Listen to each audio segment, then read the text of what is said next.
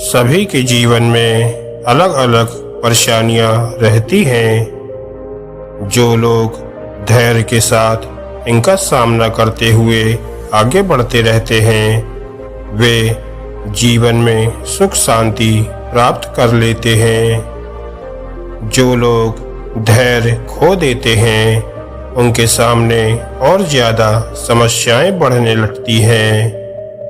एक लोक कथा के अनुसार पुराने समय में एक शिष्य परेशानियों की वजह से बहुत निराश हो गया था।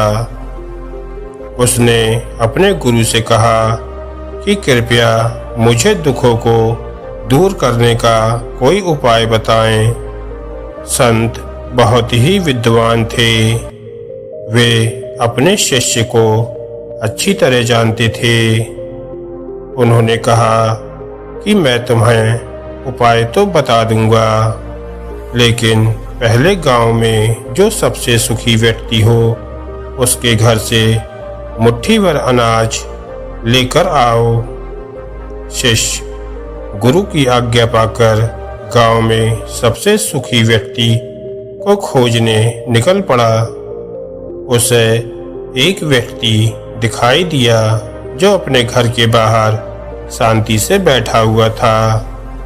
शिष्य ने सोचा कि यह सबसे सुखी होगा, इसलिए आराम से बैठा है।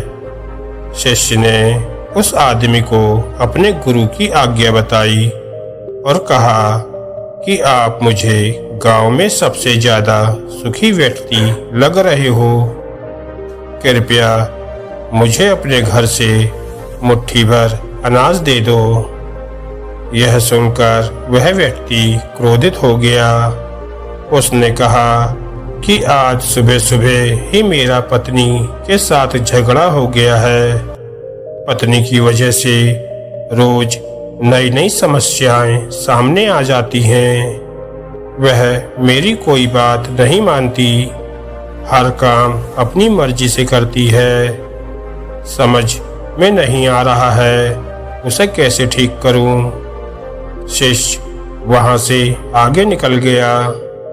कुछ देर बाद उसे फिर एक व्यक्ति दिखाई दिया। शिष्य ने उसे अपने गुरु की आज्ञा बताई। उस व्यक्ति ने कहा कि भाई, मेरा पड़ोसी बहुत धनवान है, उसके पास सभी चीजें हैं, मेरे पास तो कुछ भी नहीं है। मैं तो बहुत गरीब हूँ। पूरे गांव में घूमने के बाद भी शिष्य को कोई सबसे सुखी इंसान नहीं मिला। वह गुरु के पास लौट आया, गुरु को पूरी बात बता दी। गुरु ने कहा कि सभी लोग खुद से ज्यादा दूसरों की वजह से दुखी हैं। लोग खुद पर ध्यान नहीं देते हैं। यही दुखों का मूल कारण है।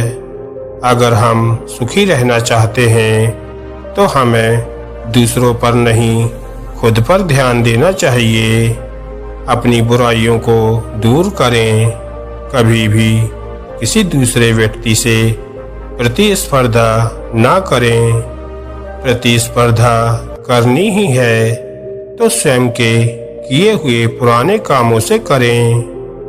कभी भी दूसरों पर भरोसा रखकर कोई काम ना करें।